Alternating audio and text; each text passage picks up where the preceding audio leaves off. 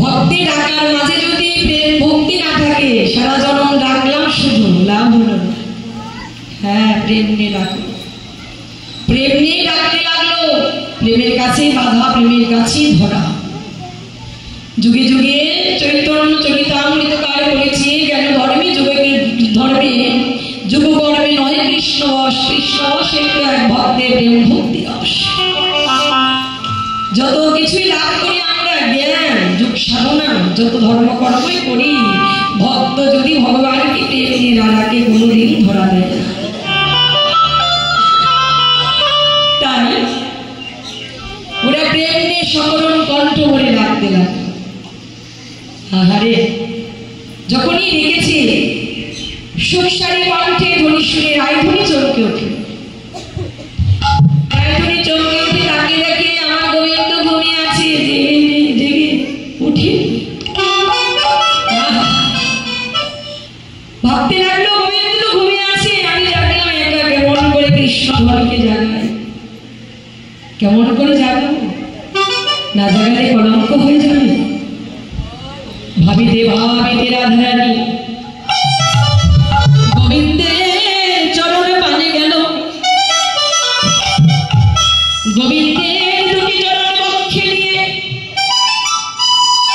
আত্মনিবেদন করে কৃষ্ণ কৃষ্ণ বলে কাঁদিতে লাগলো অঝোর ধারায়। কৃষ্ণ কৃষ্ণ বলে যখন কাঁদিতেছে চরণ দুটি বক্ষে নিয়ে, রাধারানীর দুটি নয়ন জল গোবিন্দের চরণে পড়িল, চরণে পড়িল। নয়নে জল গোবিন্দের চরণে কমলে পড়েছে। গোবিন্দ চমকে উঠেছে। গোবিন্দ ভাবিতে লাগলো, এই প্রভাতকালে কে এমন করে আমার চরণ ধরে কাঁদছে। নয়ন মেলে তাকিয়ে দেখি সে তো আর কেউ নয়, সে যে বিনোদিনী দেবেশ্বরী জ্ঞানময়ী রাধারানী। গোবিন্দ নিজ হস্তে রাধার দুটি নয়ন জল মুছায় দিয়ে রাধারানীকে ডেকে ডেকে বলছে, ও রানী, তুমি প্রভাতকালে মনে করে আমার চরণ ধরে কাঁদছো কেন? বলো তোমার কিসের অভাব, কোন অভাবে কাঁদিতেছ? রাধারানী বলল, গোবিন্দ, এই জগতে সবাই তো অভাবেই কাঁদে। হ্যাঁ, অভাব না হলে যে কেউ কোনোদিন কাঁদে না, কাঁদে না, কাঁদে না। সংসারে আমরা সবাই অভাবে পড়লে কাঁদে না, অভাব না হলে কেউ কখনো কাঁদে। এই যে আমরা আজকে এখানে এসেছি, নিশিপ্রভাতকালে সম্মিলিত হয়েছি সকল ভক্তমণ্ডলী, আমাদের অন্তরে কোনো না কোনো অভাব আছে বাবা। অভাব না থাকলে কখনো চাতক পাখির মতো ছুটে আসতাম না ভক্তের চরণে, ভক্ত সঙ্গে কখনোই ছুটে আসতাম না। হৃদয়ে অভাব আছে, যে অভাবটা ঘরে বসে পূর্ণ করতে পারছি, যে অভাবটা ঘরে বসে পূর্ণ হয় না, যে অভাবটা এই সাধু সঙ্গে আসলে সাধুর চরণ তুলি অঙ্গে মেখে সাধুর সঙ্গে প্রেমানন্দে ভাসিতে পারলে অভাবটা পূর্ণ করা যায়। রাধারানী কেঁদে বলল, হে গোবিন্দ, জগতে অভাবে পড়িলেই তো সবাই কাঁদে, অভাবে না হলে যে কেউ কোনোদিন কাঁদে না,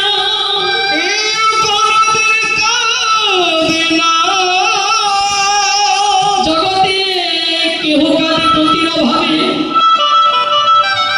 কেহ কাঁদে সতীর অভাবে, কেহ কাঁদে পুত্র কন্যা পরিজনের অভাবে, মানের অভাবে, জ্ঞানের অভাবে, ধনের অভাবে। আমার জগতে তোমার ভক্ত কাঁদে গোবিন্দ তোমার অভাবে।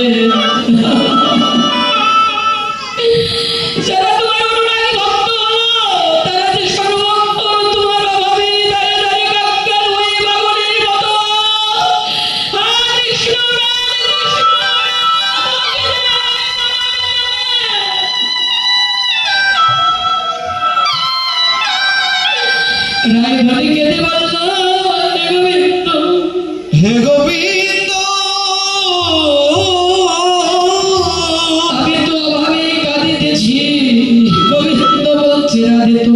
মানুষের অভাব।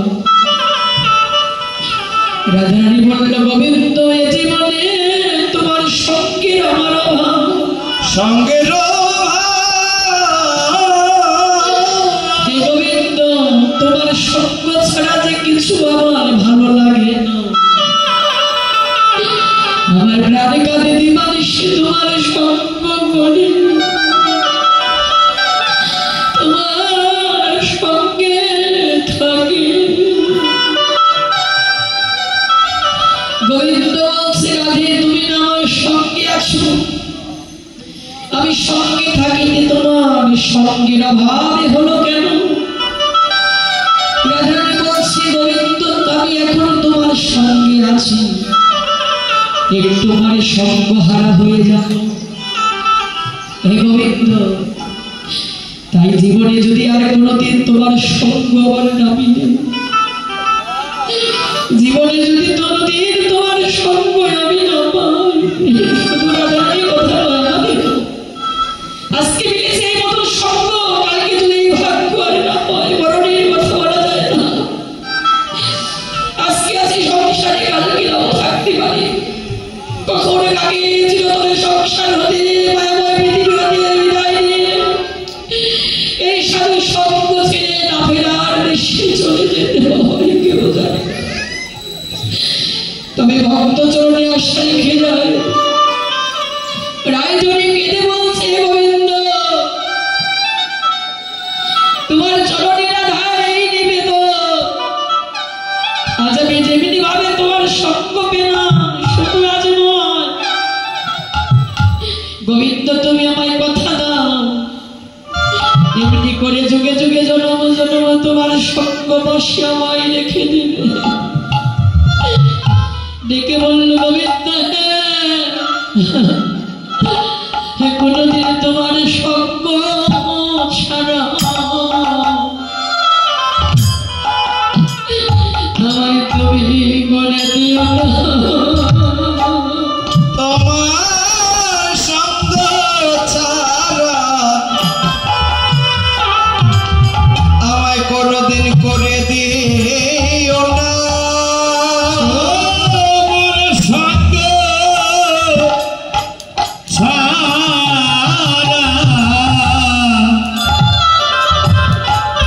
আমায় করে দিও না।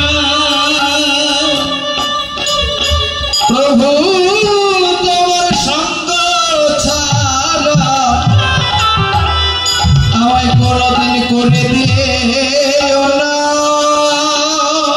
গোবিন্দ তোমার মধুর সঙ্গ যেন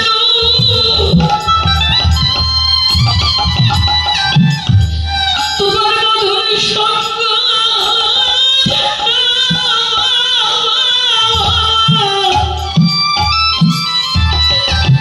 ওরে বান্ধবী আমরা জনম জনম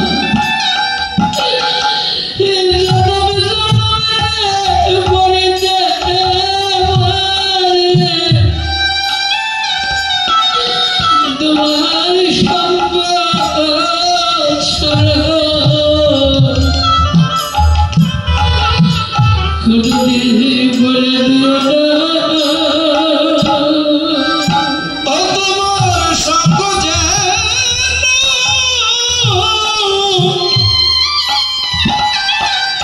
আমরা করতে পারি, যেন তোমার সঙ্গ ছাড়া আমায় করে দিও না। গোবিন্দ তোমার সঙ্গে লাগে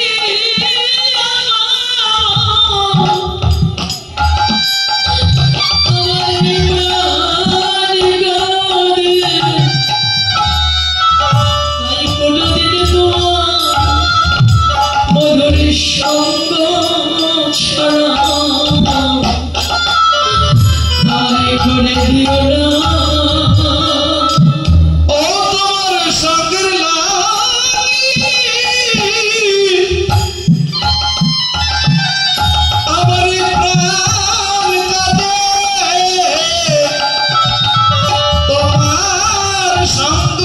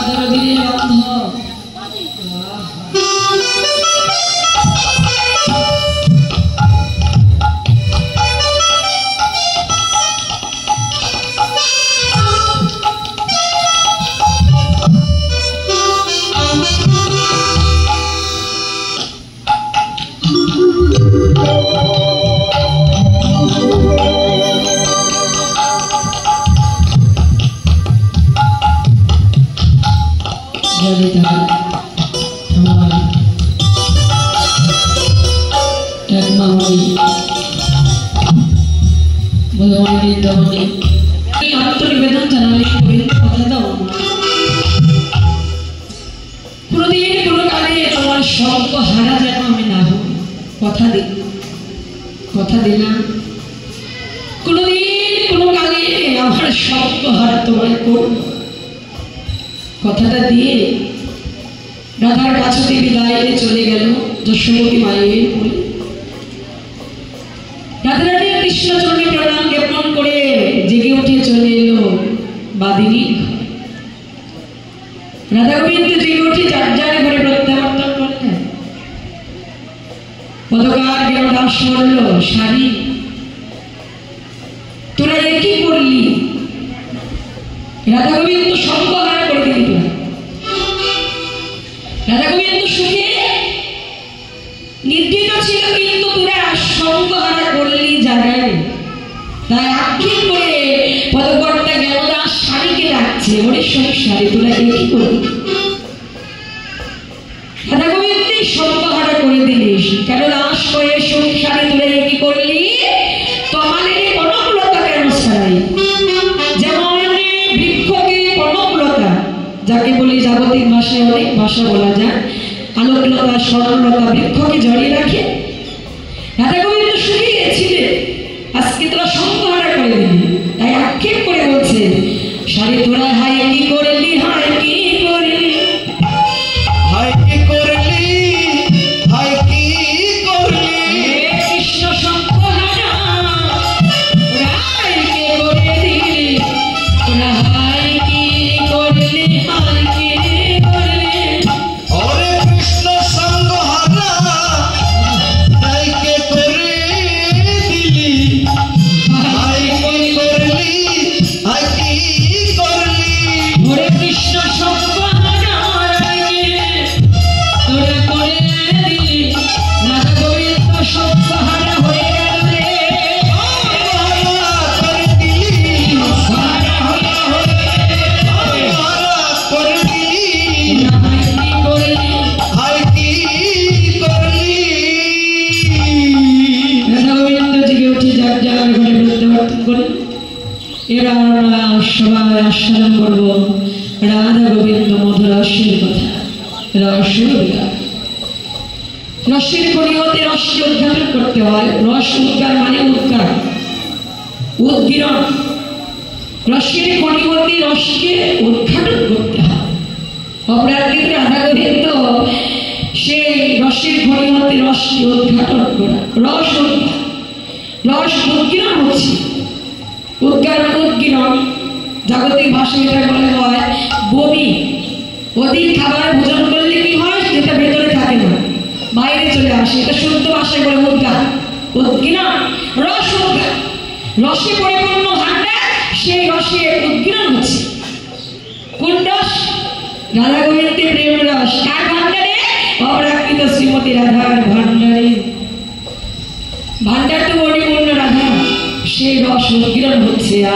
এই জগৎবাসী আমরা সেই রসটাই পাচ্ছি বাবা।